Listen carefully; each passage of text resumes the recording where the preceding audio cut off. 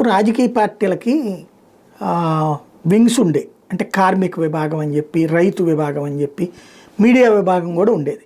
అందులో మీడియా విభాగం అంటే అధికార ప్రతినిధులు అనమాట. వాళ్ళు మీడియాతో మాట్లాడడానికి ఉండేటటువంటిది, అందుకని వాళ్ళ మీడియా విభాగం అనేవాడు.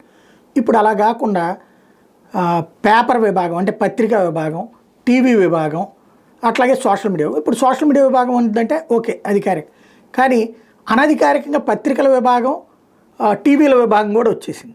అంటే కొన్ని పత్రికలు ఇప్పుడు సాక్షి ఉందంటే YSR Congress party paper, TV అదే సమయంలో ఈనాడు, జ్యోతి ఉందంటే ఇంకొక 4 ఛానళ్ళు ఉన్నాయంటే అటు తెలుగుదేశం పార్టీకి సంబంధించిన అనుబంధ కార్యకర్తలని పనిచేస్తుంది. దానికోసం వార్తను వార్తగా కాకుండా ఎలా వక్రీకరిస్తాయి అంటే, పేదవాడంటే పేద రైతు అంటే ఎంత అనుకుంటాం?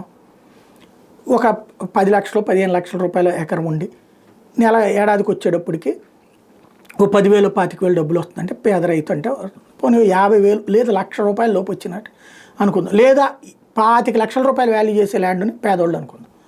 9 కోట్ల రూపాయలు వాల్యూ చేసే ఆస్తిని పేద రైతు అంటారా? వైఎస్ఆర్ కాంగ్రెస్ పార్టీ మీద కసితో జ్యోతి రాసుకొచ్చింది. కాకాని అల్లుడి భూమేత అంటూ కారు చౌకగా 50 ఎకరాలు కొట్టేశారు. నాడు కోడికి ఒక్కరోజు ముందు జీవో వచ్చింది.